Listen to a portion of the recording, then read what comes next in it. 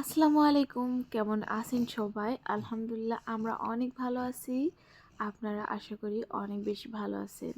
আজকের দিনটা আবার শুরু করলাম আপনাদের সাথে।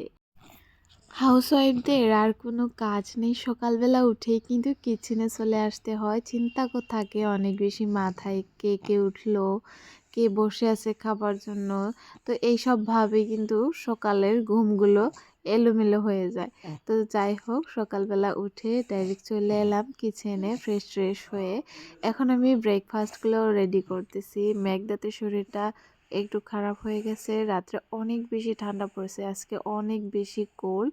তো তার জন্যে তার সর্দি কাশি হয়ে গেছে। তো এখন আমি ভাবতেছি তাকে আমি একটু আদা বেশি দিয়ে লাল চা করব। তার জন্য এটা আমি তাকে খেতে দিব একটু চিনি কম দিয়ে।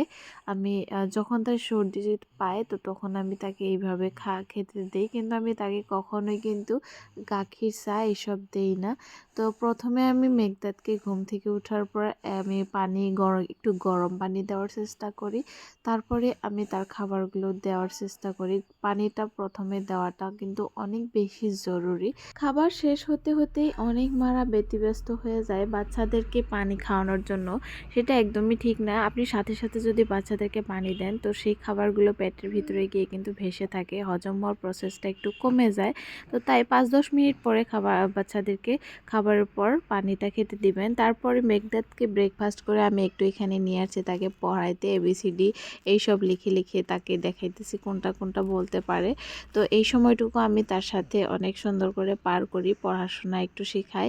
তো তারপর সে জিদ করতেছিল সে নাকি বাহিরে যাবে। সে ঘরের ভিতরে ততক্ষণই থাকবে যতক্ষণ সে বাহিরে থেকে কারো আওয়াজ না পাবে। এখন সে বুঝতে পারছে তার দাদু বাহিরে গেছে, তো এখন তাকে বাইরে যেতে হবে। ওই যে চলে গেল।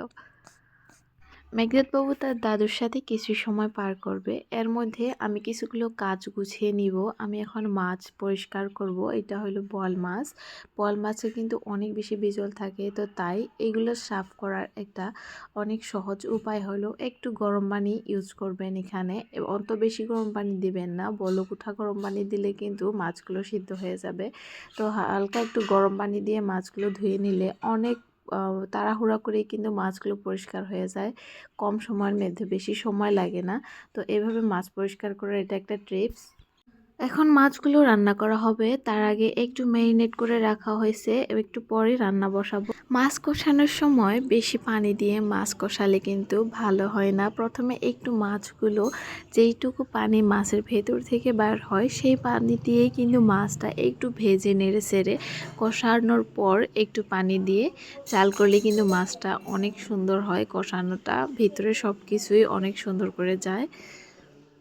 একটু নেড়েচেড়ে ভালোভাবে ভেজে নিয়ে আমি এখন এখানে দিয়ে দিছি ঝোল, যেটা দিয়ে মাছটা একটু কষাবো। অ্যান্ড বোয়াল মাছ কিন্তু লাউ দিয়ে খেতে অনেক বেশি মজা। বোয়াল মাছ আর লাউয়ের কম্বিনেশনটা কিন্তু আমার অনেক বেশি পছন্দের। আপনাদের কেমন লাগে জানাতে ভুলবেন না। 11টার দিকে আমি মেঘদাতকে এখন ভাত দিব। এই সময় আমি মেঘদাতের জন্য 1 পিস মাছ সাথে 2 টুকরো লাউ বা 3 টুকরো লাউ আমি নিয়ে নিব। আমি তাকে সবজিও খাওয়ানোর হ্যাবিটটা এখন থেকেই গড়ে তুলতেছি। সে কিন্তু অনেক বেশি পছন্দ করে।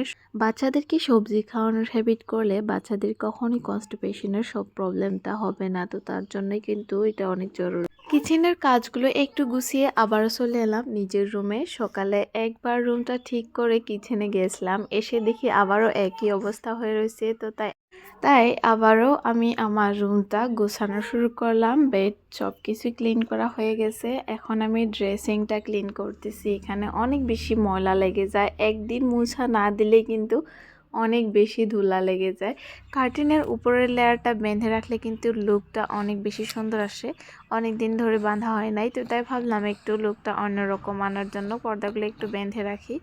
আমার রুম ক্লিন করা হয়ে গেছে। মেঘদাত বলতেছে সে নাকি ঘুমাবে, তার আগে সে বলতেছে আমাকে ওষুধ খাওয়িয়ে দাও। সে কিন্তু ওষুধ খাইতে অনেক বেশি পছন্দ করে, ওষুধ খাওয়ার সময় সে একটুও ডিস্টার্ব করে না। তো আমি তাকে এখন কিছু ভিটামিন সাথে কাশির ওষুধ খাওয়াই দিতেছি। তো আমাদের জন্য দোয়া করবেন, দেখা হবে আবার নতুন কিছুর সাথে। আজকের জন্য এইটুকুই, আল্লাহ হাফিজ।